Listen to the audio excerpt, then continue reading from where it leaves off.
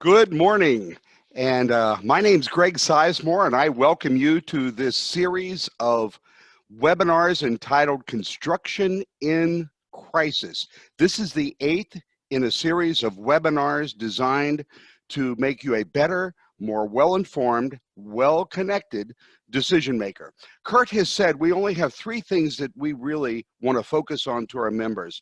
Number 1 is the perspectives one to another. Number 2 is the experiences shared one to another. And number 3 are the resources that we either create together, share, or use from the outside in a more practical way. So we trust that this webinar will be a helpful, resourceful event and experience for you. I'd also like to thank NCCER. NCCER is our sponsor.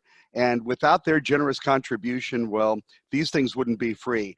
And so thank you to the NCCER organization. I'd also like to thank you, our Kurt member, without whose support none of this would be possible. You know, Kurt hasn't missed a day. The Kurt office is being open. We've been open 9 to 5 every day. Calls are coming in and being fed out remotely to where our staff live. They're on their calls, they're on their computers.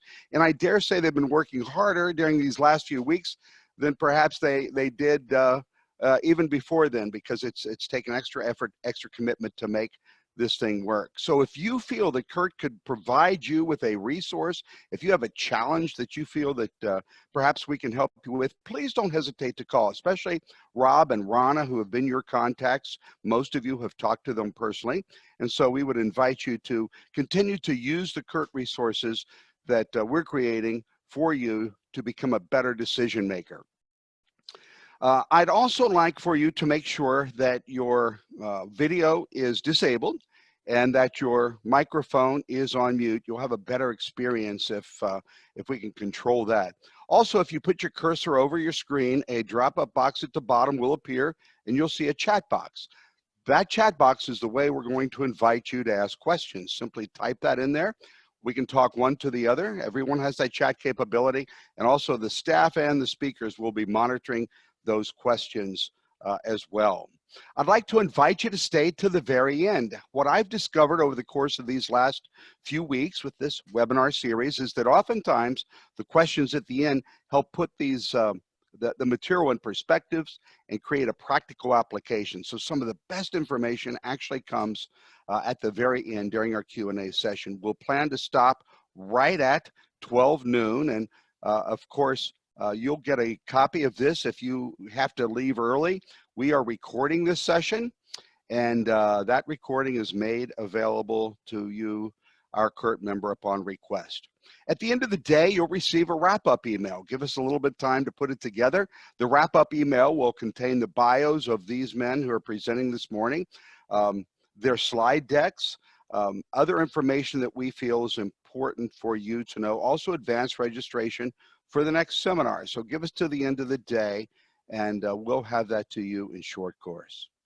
I want to now welcome to the webinar one of our Kurt members, very active member, I might ask, and that's the Aon organization. We are delighted to have with us this morning Jim Gloriod and Tony Adame. Jim is the president and CEO of Aon Construction Services Group, and Tony is the associate director in that crowd. And they're going to talk to you about things that they think you need to know and things that they know you need to know as we move forward. So Jim and Tony, thank you so much for joining us. I'm going to turn the program now over to you. Okay. All right. Thank you, Greg. Really appreciate the time today. This is Jim Gloriod. Want to talk to you about some of the things that are going on today with the current pandemic. And give me a second.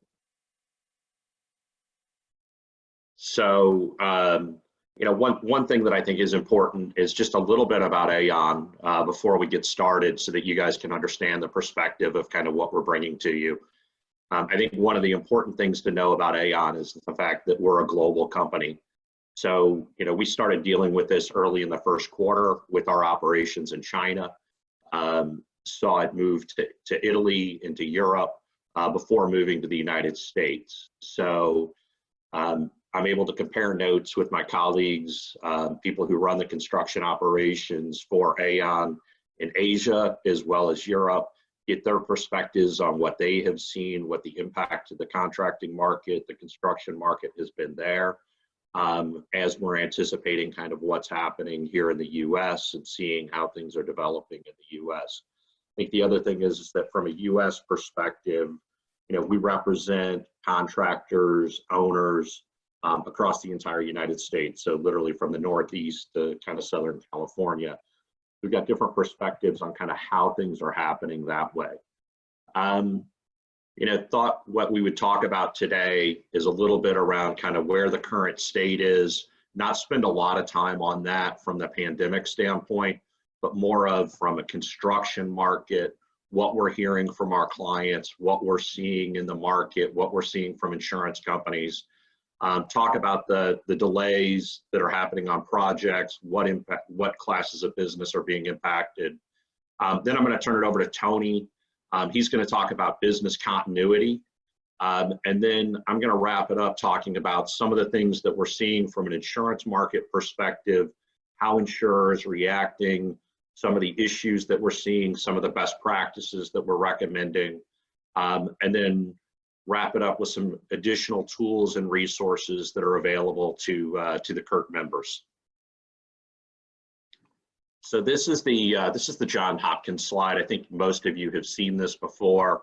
As of yesterday morning, there were 547,000 cases in the United States, which I think is a staggering number for all of us if we would think back to a few weeks ago.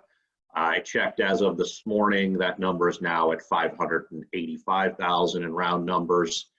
And I think that, what we're hearing from the experts and the health experts is we're starting to see a flattening of the curve. The social distancing seems to be working. So, it's something that I think all of us are paying a lot of attention to. This is a great resource. As I've talked to a number of our clients, they're using this website to track cases in certain geographies, et cetera. So again, just really good information. I think that, one of the things is that construction has been deemed as an essential industry by the Department of Homeland Security. That's advisory. And then, as we've seen, the local authorities, either mayors, governors, county officials, are making the determination of whether construction activities can continue within their jurisdictions. So, and we've even seen some modifications in places like Boston, which ordered, a shutdown, and then maybe some more activity started, and then a shutdown kind of following that. A couple weeks ago, New York got much more strict around what was essential, what was non-essential, and what we're seeing as far as activity goes around the country on where projects have been stopped. And it really either comes down to kind of governmental authority and or owners determining that projects should be stopped. And talking to our clients, what we're seeing is that folks in the Northeast, from a geographic standpoint, are kind of suffering the greatest impact, with anywhere from somewhere between 50 and 75% of their projects shuttered. Through the Midwest, we're seeing a lesser impact, with more like 10+% of projects being impacted.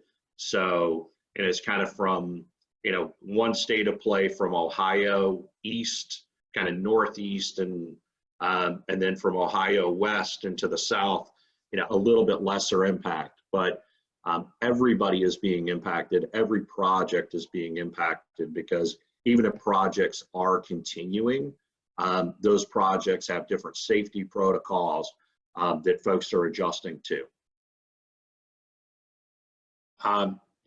Here's some interesting data that came out from the AEC recently around kind of how the impact is to different contractors, different folks in the industry. And I think, as you can see, the concern level is increasing on kind of a week-over-week basis as it relates to each and every one of these areas. And I think one of the things that talking to different folks and comparing notes is that, at the beginning of this crisis, going back 3-4 weeks ago, the concern was around, if projects were going to continue, be it adaptation of social distancing, changing of kind of protocols around how many people could be in a trailer, doing some temperature testing, other things as people came onto the projects. Talking to folks, and what we're seeing now is more of a concern around, as things would begin to ramp up, hopefully soon, things like supply chain interruption. What does this mean for subcontractors? Are subcontractors and general contractors going to be able to handle, a bounce in the work? So, different concerns from kind of a cash flow standpoint, et cetera, that are emerging at this point in time. I think this is something that's interesting to kind of follow on, how this is developing and how the mindset is changing on a day-to-day, week-to-week basis. As of right now, 27% of contractors have announced layoffs as it relates to this. Again, I think we're seeing more from a geographic standpoint up in the Northeast. A couple of other impacts that we're seeing is that it depends upon kind of the work program or the type of work that you're doing from a project owner standpoint. So we saw kind of a sudden drop off from a developer standpoint, retail, folks that were building out restaurants, things like that, much more kind of severely impacted early on. One of I think the interesting things is that other industries, as they're beginning to see kind of issues, recently hearing of some healthcare projects that have been pushed off because of the lack of folks having elective surgeries. Unless folks are really impacted by COVID-19, a major drop off on people going to see the doctor, et cetera. So healthcare systems, and then they're taking the cash that they have and spending it on things to deal with COVID-19. So, less capital available in the short term for CapEx projects. So we're seeing a little bit of a delay there. I think it's just going to be a delay. Another thing that we're seeing is from a university standpoint, we've seen some university projects pushed off. A lot of the universities had to return room and board for the spring semester. There's questions about enrollment potentially in the fall and/or funding for public universities. And so again, I think they're delaying projects, not necessarily canceling projects at this point in time. But it's a bit of a wait and see. The other thing that we're seeing is that some folks are were initially having some difficulty with adjusting to the new safety protocols that were required on projects around things such as wearing gloves, social distancing, making sure that appropriate number of people are in job trailers, handling those. But over the last few weeks and talking to our clients and talking to project owners, it seems like for the projects that are continuing, folks are adapting to those protocols. So with that, I'll turn it over to Tony to talk about business continuity and pandemic planning. Thank you, Jim. Let me get my screen going here, guys. Hopefully everybody can see my screen. Jim, can you see my screen? Yes. Great, thank you. Good morning, everybody. My name is Tony Adame, and as I said earlier, I work in the business continuity practice at Aon. We'll be talking this morning about things you should be doing right now, which I'm sure you are, just kind of restatement of that, and then also more forward thinking as the economy comes back to work. So a couple of quick things here. Things you should be thinking about today, and I'm sure all of you already are, is the crisis management is the most important piece, obviously. Understanding what is going out there relative to your individual job sites, your employees, your customers, and making some decisions around the current events as they stand today. As we've all seen, it's progressed up. Hopefully now it's at its apex, we'll see, and then it's going to hopefully go back down. But as the situation evolves, it's important that you all maintain some crisis management decision-making processing. As part of that is a crisis communication. We're going to talk a little bit more about that in a second, but continually to communicate things you understand about the event, how it's impacting you, and by extension your customers, being communicative with your employees and your vendors and your customers and others that might be necessary on how the event is impacting you and your operations. And critical policy considerations. These are 12 different items, but each of them should be thought about in a different way as the pandemic continues. EH&S and finance, facilities and HR and IT, legal issues, obviously, general operations, purchasing, risk management, sales and marketing, sales, security and supply chain. Each of those is a key component of our organizations. And as the pandemic moves, as it becomes, gets larger in scale and decreases in scale, hopefully, it may have a specific impact on each one of these. So as the pandemic is moving across, please think about how the pandemic is affecting each of these areas of your responsibility, and then by extension, the communications and overall crisis management. The next slide, the ongoing business impact analysis. So within the areas we talked about before, the individual areas, think about as the pandemic moves across, how is it particularly impacting those critical processes within those individual areas, financially, operationally, customer service, compliance or contractual issues, and of course your brand issues. Think about how single points of failure may be affecting. So it's an ongoing analysis. Are my people getting sick? Is my customer get sick? What about my vendor? For some reason of IT, we've all using Zoom all of a sudden.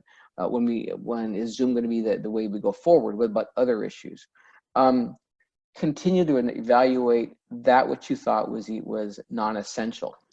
As the pandemic apexes and begins to go down, some of those non-essential functions may slowly become essential. So move back on that. Think continually about how the integrity of your process is being performed remotely. Ask your people how they're doing at home. Are they okay? Are they able to understand? Are they able to get all the information they need? This whole remote working environment is something new to everybody. Continually monitor the activities of your vendors, and as far as information, service, and material they are supplying. I'm sure your customers are asking you about your ability during the pandemic. You have every right to also ask your vendors what they're doing as the pandemic moves across. And very, very, very important, as you make strategic decisions that you're tactically implementing, make sure you document the days, the information that the information you're receiving, and the actions taken. It's very important that you, at the end of this, you have a lessons learned, understand how you dealt with this. Plus, and I'm sure Jim's going to talk about this later, any kind of insurance that may be for it. We haven't seen a lot, but nonetheless, document, and document. On communications, you're already doing this, I'm sure. We're on slide 14. Internal, continue to provide information to your employees as you know them. Discuss the current impact on the organization, where things are going. Demystify the fear and outline the steps that you're taking on behalf of the employees on a continual basis. Promote safety tips. I'm sure you're doing that. Remember to always fall back on your policies and procedures. Promote safe travel policies, even if it's just traveling on, by vehicle. And emphasize that your employees at the job sites or in your corporate offices, you have an open door. You could, even though the doors are closed remotely, but there's an open door policy to leadership, so they can always come and ask you. Let external stakeholders know what's going on. Your customers, your vendors, the neighbors, the regulators, the media, if necessary. Let them know how the pandemic is affecting you and how you are dealing with it. Determine the timing of communications is very, very important. And you're already doing this, I'm sure, but just want to reemphasize that there should be a methodical way for communicating. Crafting the message, vetting the message, approving the message, issuing the message, and then most important of all of this, ensuring that the message was received in the manner to which you expect it to be received. And then build a flexible schedule. So those are the kinds of things that you've been doing now anyway. We just want to reemphasize that, keep that thing up, keep those up as the pandemic continues to move. But now, how do we think about returning back to normal operations, whatever that may be and whenever that may be? The key things is from a people perspective, common sense procedures. Your employees, everybody has been over inundated with information from governmental and industry mandates and guidelines. They know what the government is saying. You should be able to communicate that as well, following the status of the mandates. Lingering health issues, as they come back, how are you going to be ongoing screening people coming back who were sick or maybe previously sick? And then please be sensitive to people who may be aware that others were sick and now they have to work with them again. So that's a sensitivity issue there. Prepare for the next waves. There are conflicting information about whether the next wave is going to be large or small, if it even be next waves, but prepare that what you did before to prepare for the pandemic, it may happen again. Stagger your workforce based upon need. We'll talk about that in a second. You're not going to open up all at once. It's going to be based upon situational analysis and need. There's a benefit issues there. There's leave flexibilities issues there. Some OSHA issues. Pay flexibilities, obviously, depending upon who comes back and when. And then security, not only physical security, but IT security. For those of you that actually work in offices, well, not say the job sites, but the cleanliness and disinfection of your office space, that's got to be ongoing. For HVAC, increased air exchanges. We're going to hear a lot about increased air exchanges as people go back to buildings. The safety and security, obviously, and the utilities, making sure the utilities can provide ongoing support. From an operational perspective, this kind of goes back to when you bring your people back, customer situation analysis and perception of need. If your customer can't accept the service information you provide, then obviously you need to stagger your mission critical processes. Why bring people back and processes back if your customers can't receive it? Understand about, the communications piece as well. Critical equipment, it might have been set idle for a while. That's going to be tested and make sure that it works. General risk management issues, everything from insurance issues to just general safety risk management issues. IT, no one's talking a lot about IT, but we really should. As we've moved away from our corporate offices or home and back to home offices, it's important that IT be able to review the technology coming back to ensure that there isn't viruses on there, computer viruses. There isn't other stuff on the IT technology, so that's important.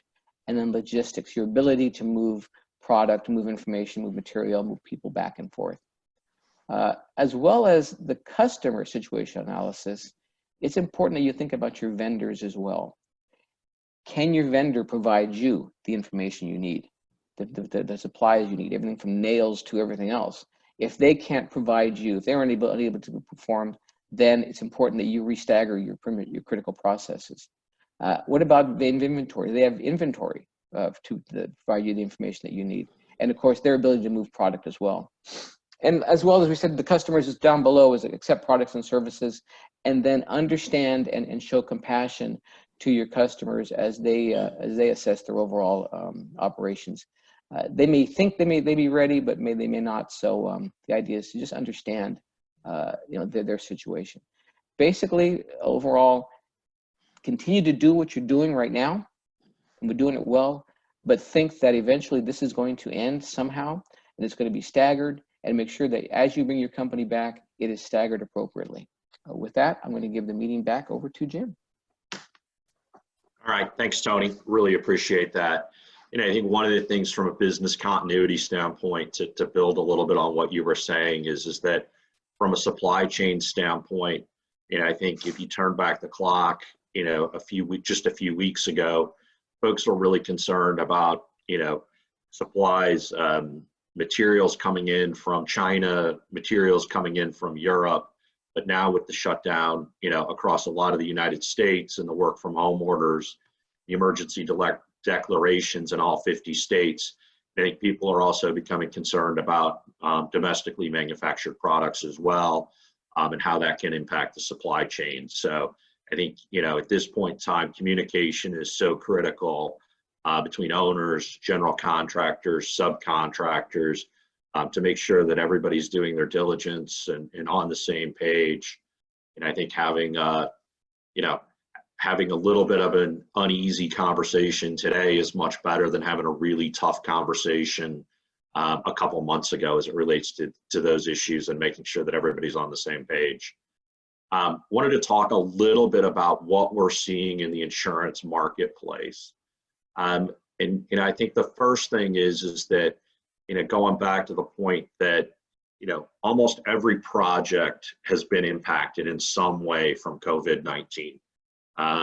Because even if, the project's continuing, it's not kind of at the same productivity levels most likely because of social distancing, employee screening, protocols around, the new safety protocols, et cetera. And so one of the things is that many projects are going to need project extensions from underwriters. And so those project extensions, even before COVID hit, were getting tougher and tougher to get, especially on longer projects. Underwriters were asking more questions.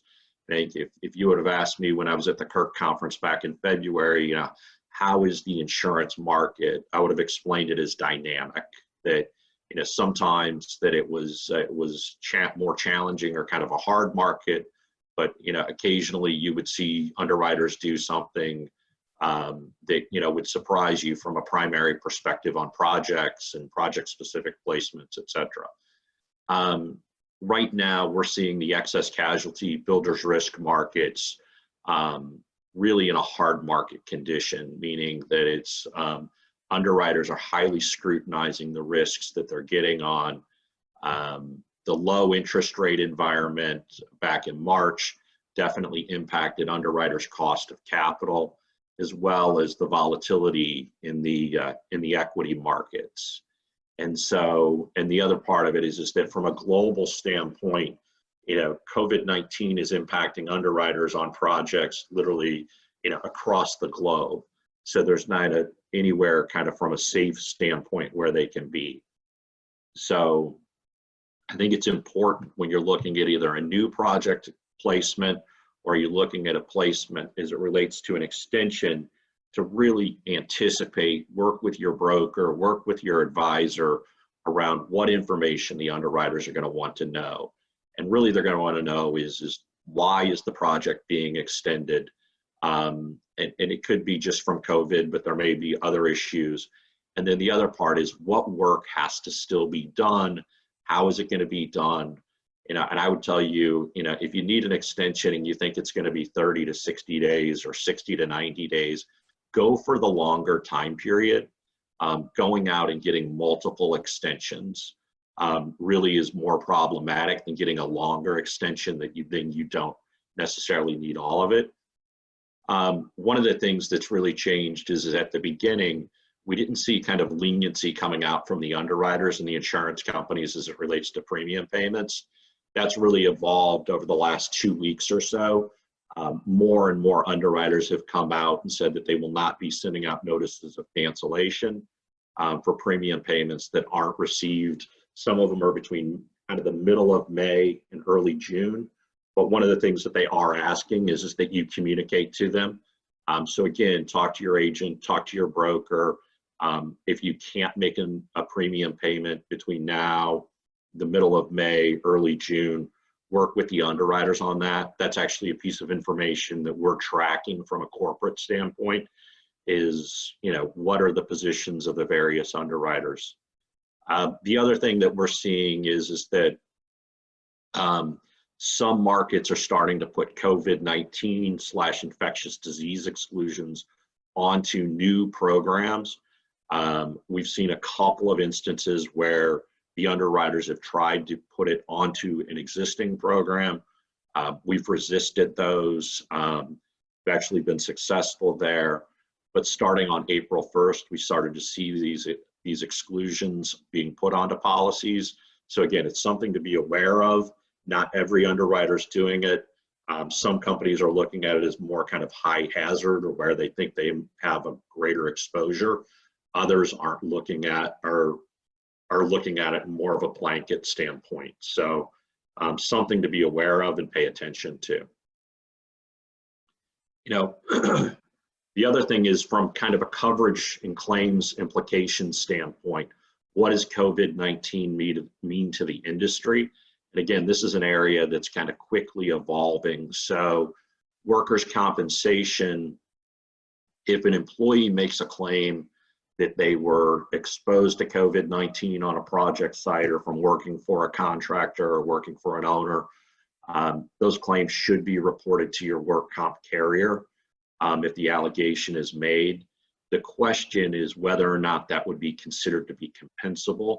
That's based upon kind of local, each state's a little bit different on how they interpret workers' compensation laws.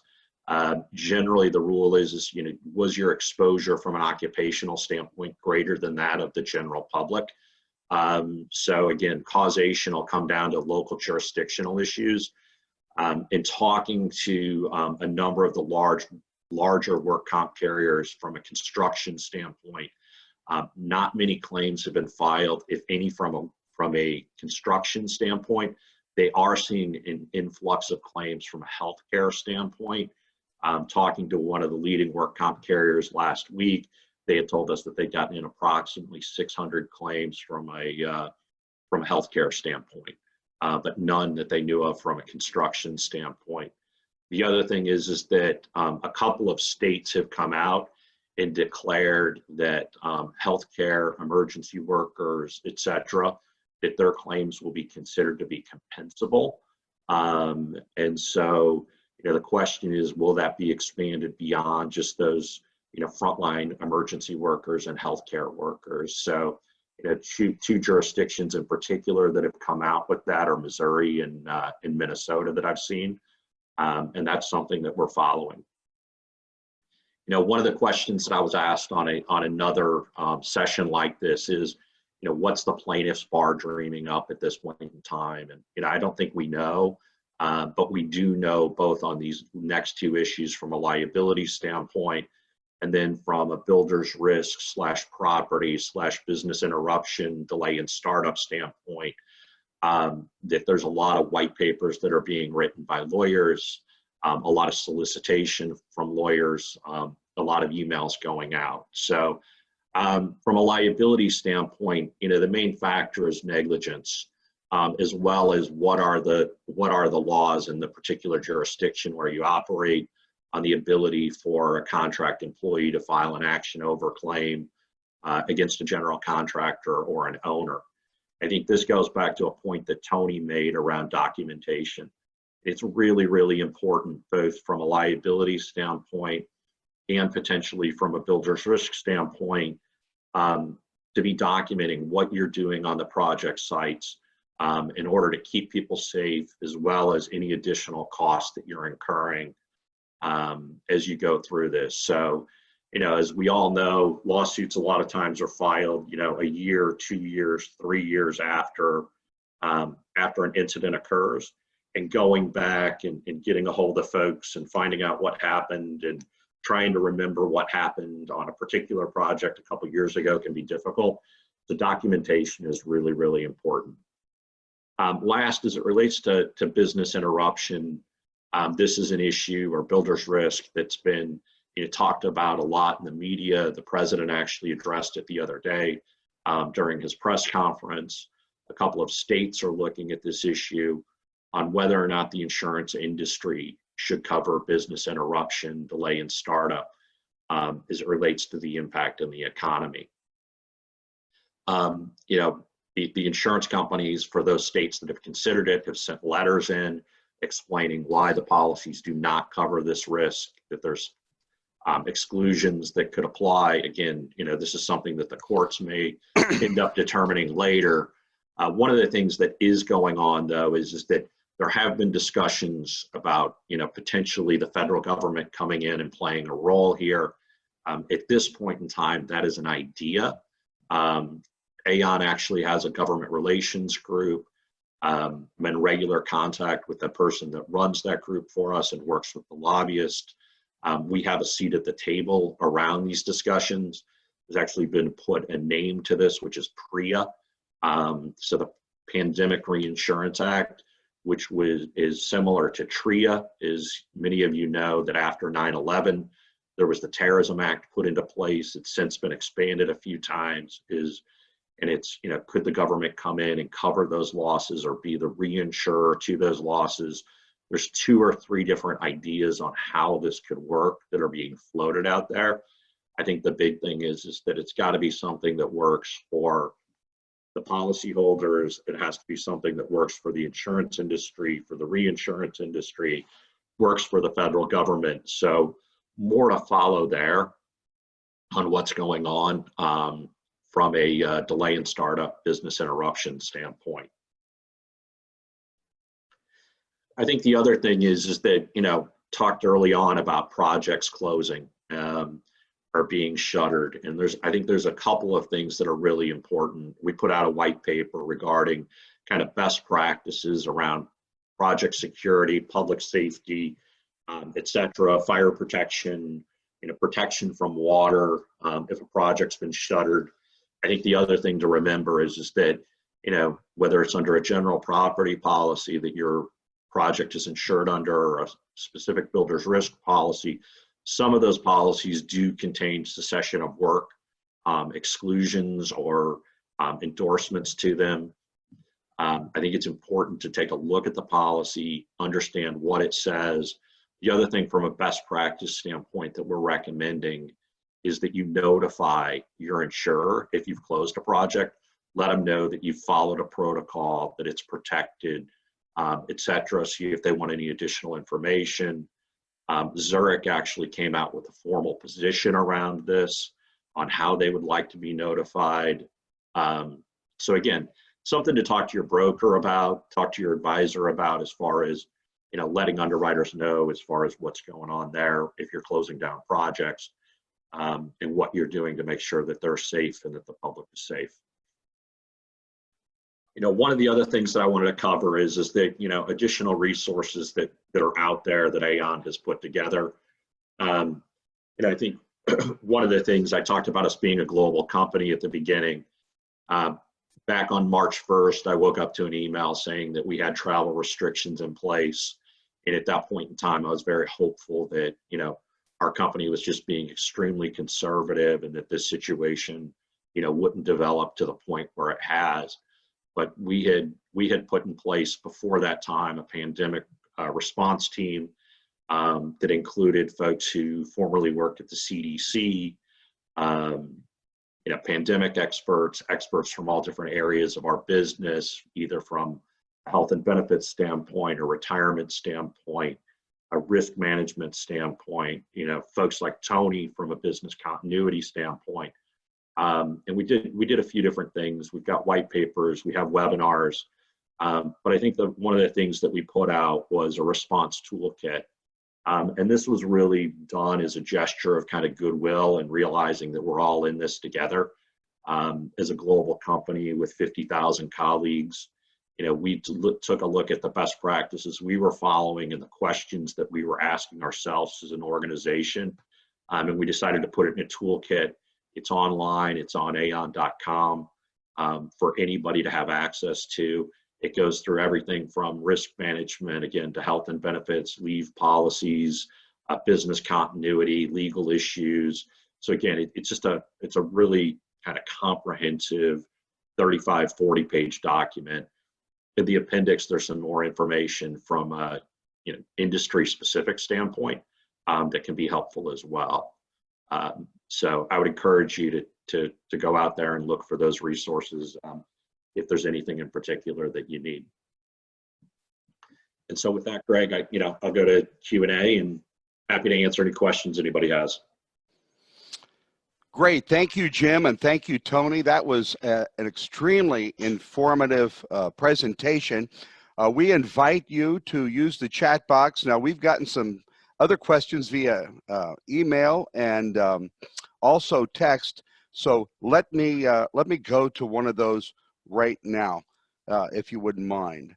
One person asks, why are underwriters seeming to make it difficult regarding extensions when they're aware of the effect of COVID on projects. Can you talk to the underwriting function, and then also, other than requesting a longer period of time, what other recommendations do you have to help owners and project managers grease the wheel? So let's talk about the underwriting function and how we should manage that, and also any other recommendations other than just pure time extensions you might have for Sure. Jim or Tony.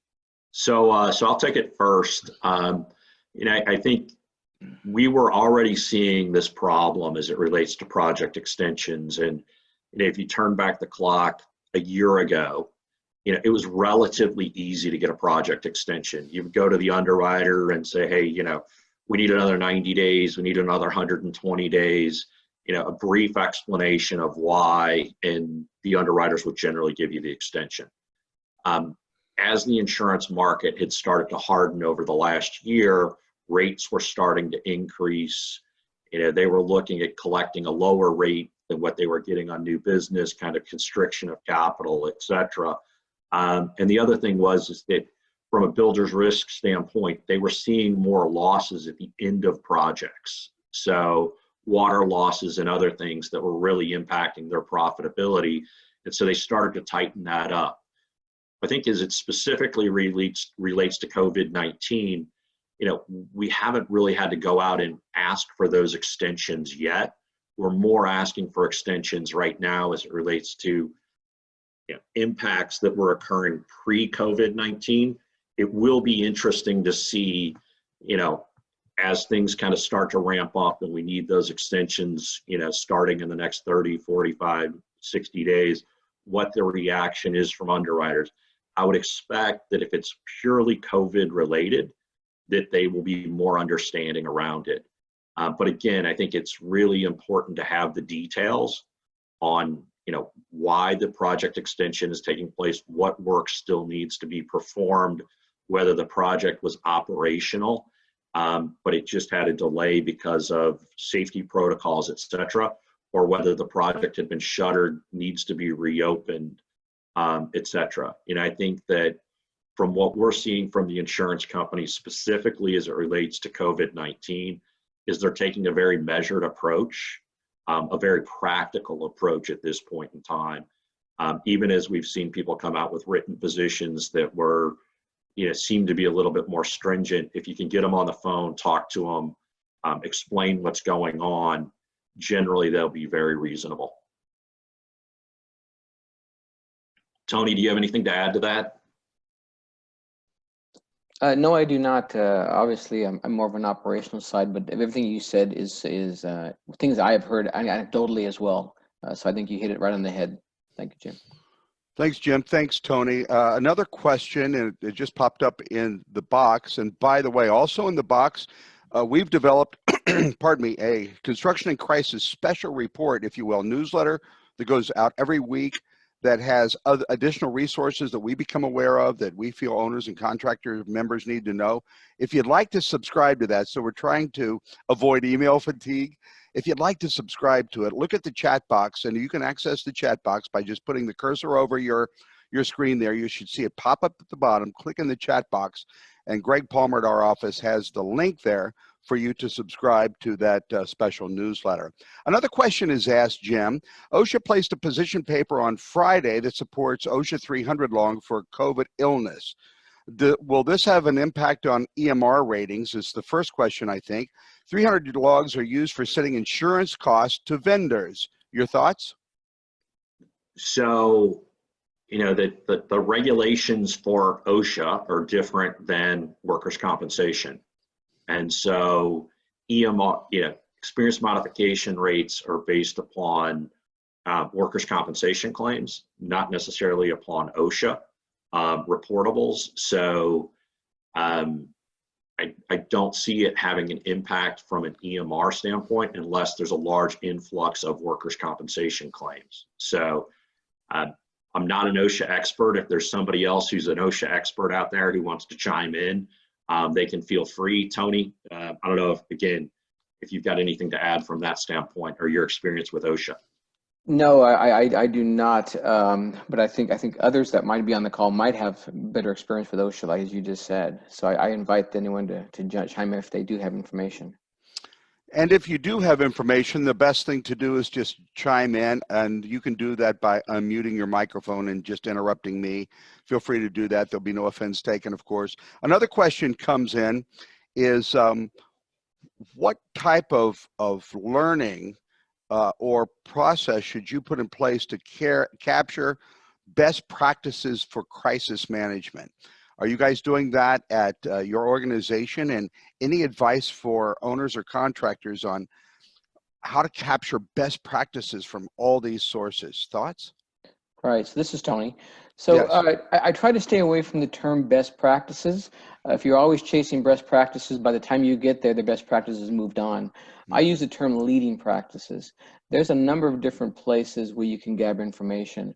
ISO has some really good information in the business continuity area, which is crisis management. ISO 22301 and ISO 22330.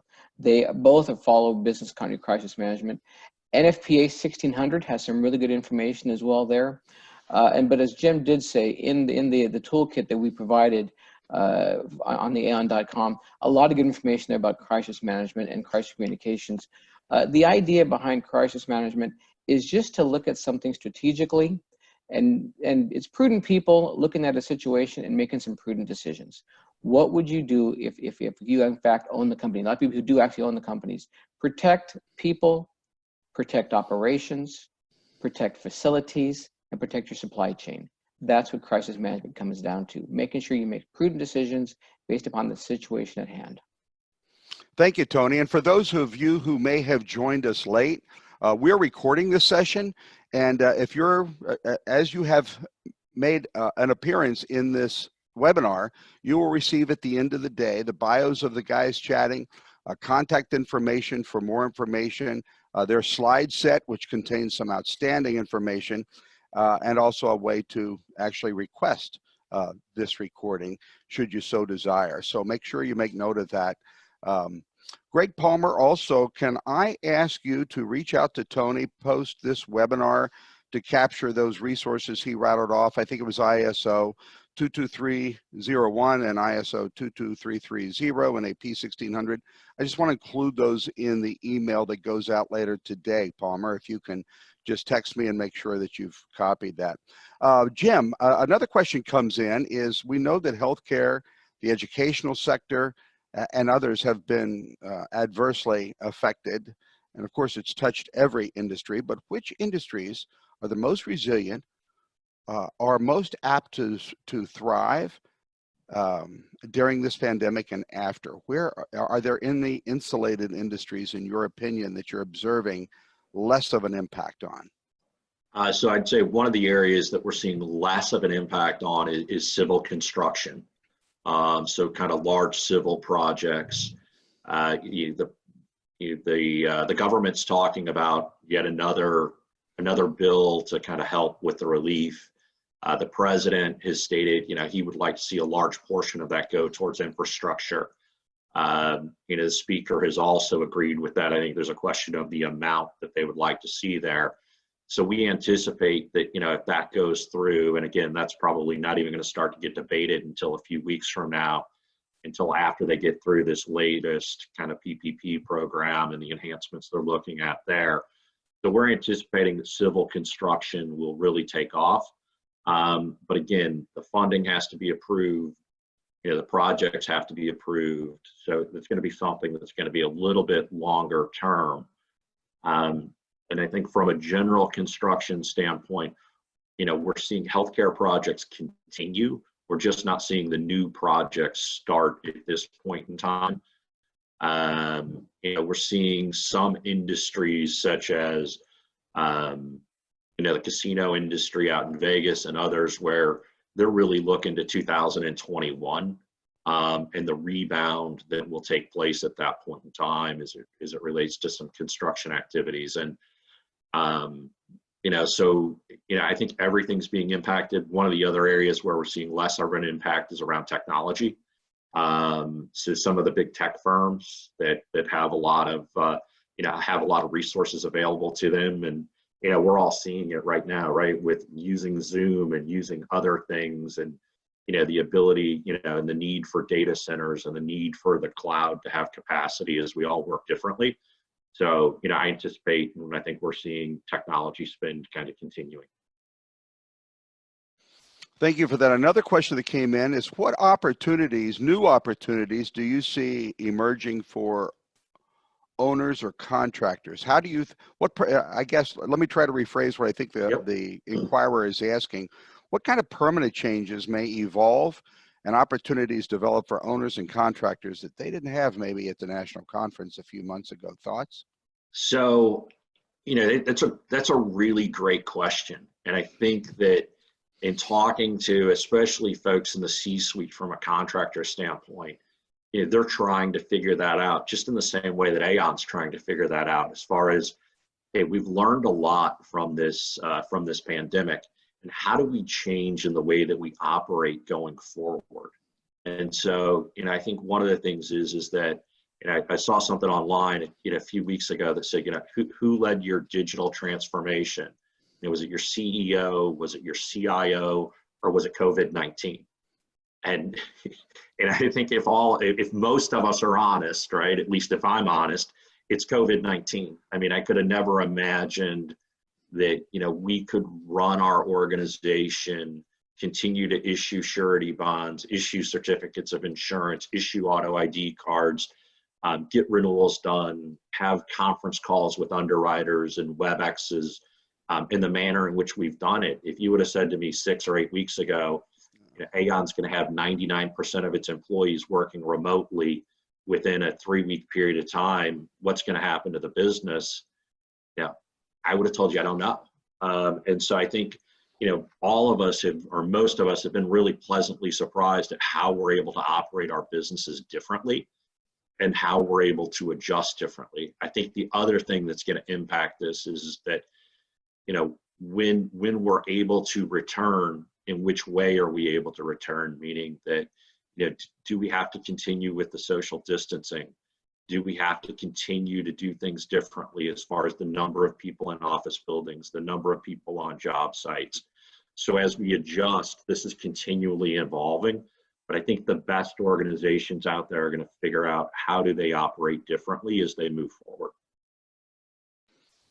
Great, thank you for that. Tony mentioned something about the best ways to communicate in line with that question. There is a follow-up question, and that is, what additional resources or websites should we be monitoring?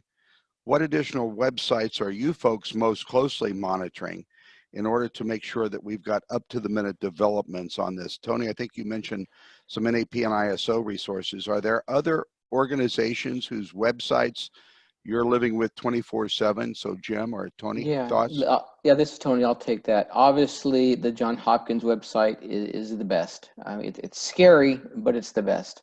The WHO, the information from the president's the president's task force, your individual state, county, local public health information. So the best way to make decisions kind of goes back to our crisis management discussion a couple of seconds ago. You can only make crisis management decisions if you have good information, good intel. And that's what I said earlier about communications. Providing information to whether it's external stakeholders or your customers or your employees rather, it's got to be based on rational, reasonable, accurate information. So please keep up on not only the information from your local jurisdictions, but the places where we have job sites that they may be different between, let's say if you work in one state and you need a job site in another, they might have different regulations or mandates or guidelines. So just be aware of all those. Start with the larger ones, the CDC, the WHO, John Hopkins, but then move down to the state, local, county areas as well. More information, in this situation, more information is better than less. Great, thank you for that, Tony. Jim, any additional comments? Yeah, I mean, I think that, one thing that I would say, Greg, that I failed to mention before is that, again, if you go back to kind of February and you were to run a scenario by me at the conference when I'm speaking there, what I would have said is a normal reaction. I think everybody needs to kind of take a step back as they're looking at projects, how projects are operating, and work together. And what I mean by that is just that, if you turn back the clock 6 weeks ago and a subcontractor didn't show up on a project, people would have said, well, we need to default them. And I think kind of taking a step back at this point in time and saying, okay, why? What do we do to work through this issue? Owners, general contractors, subcontractors, insurers, we're all in this together. And so communication and documentation are more critical today than they've kind of ever been. And I think as folks work through this issue and kind of partner together and, reach out to your advisors, find out what's happening on other similar projects, et cetera, it can be very, very helpful as we kind of all work through this together. Closing comment is just that, look, I appreciate everybody taking the time to listen to Tony and I today, get our perspectives, and just hoping that, everybody on this phone and all your family members are safe.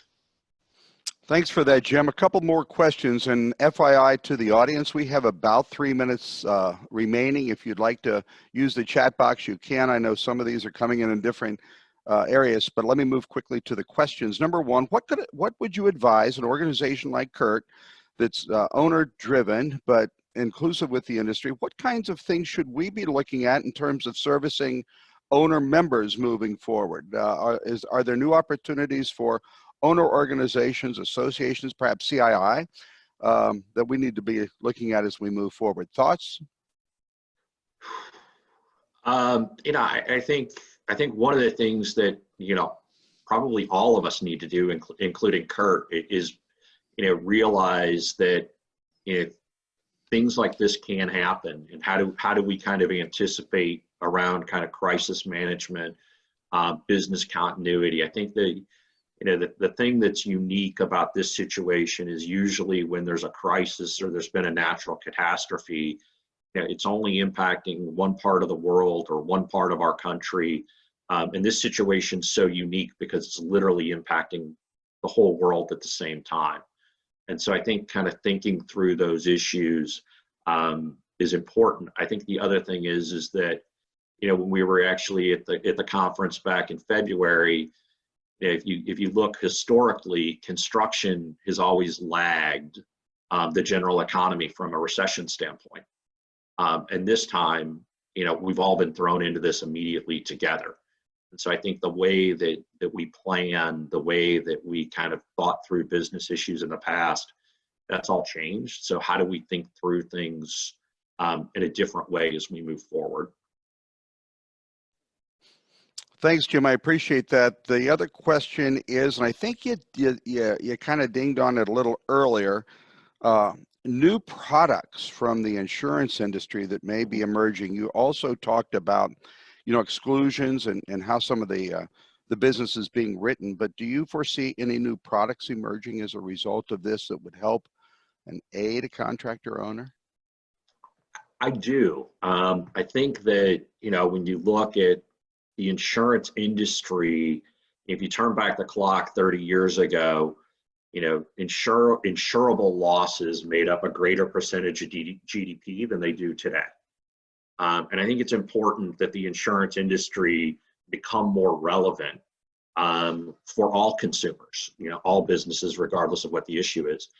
And if you turn back the clock, I've been at Aon for a long time, following SARS, we had come out with a product regarding pandemics, and there was literally no uptake on it. And so it kind of faded away. And then again in 2018, one particular market out of Europe had come up with a product. And again, there was very little, if any, uptake. I think there's been some publicity around Wimbledon had some coverage for pandemic under one of their programs. And so they're collecting, they've been buying it for a long time though. And so I think it's, there is going to be some innovation that occurs. And hopefully, the big challenge is that it's got to be priced right. So that the insurers are properly protected, but also so that people are willing to buy it. And so, I do think that there's some innovation that can come out of this. And that's something that we're going to be working hard at Aon to do. Jim, thank you so much. We're out of time. I Right. want to remind those of you who are on the call that by the end of the day, you'll receive biodata information for Jim and Tony. You'll receive this slide deck that's just rich in information. You'll receive an opportunity to get the recording and then distribute it. The idea is to get as much information out to as many as possible, as quickly as possible. But we don't want to inundate you and create email fatigue, as I'm constantly warned by our marketing guy. So we want you to create the pull when you get that email, and also a chance to sign up for future webinars in our Construction in Crisis series. The next one will be on April the 21st at 11 o'clock, The Rise of the Phoenix, Preparing for the Future of Construction. Three very interesting people, a former executive at Procter & Gamble, Scott Cameron, now working with our PRG group. Most of you know Pete DeMont, formerly with Pentair, also working with PRG, and Bob Dresser, formerly with Fluor. That's next Tuesday, the 21st at 11 a.m., and you'll have registration information sent in the email that will follow later today. If you had questions, work with Rana and Rob. Rana and Rob are monitoring the chat room, and we'll try to get those answered. But in the interest of time, I want to take just another moment. Jim, thank you so much. I know you've got a lot to do. Tony, thank you. The presentation was rich and meaningful and timely. Thank you so much for your effort in being with us today. And for all of you, from Kurt, from us to you, take care of yourself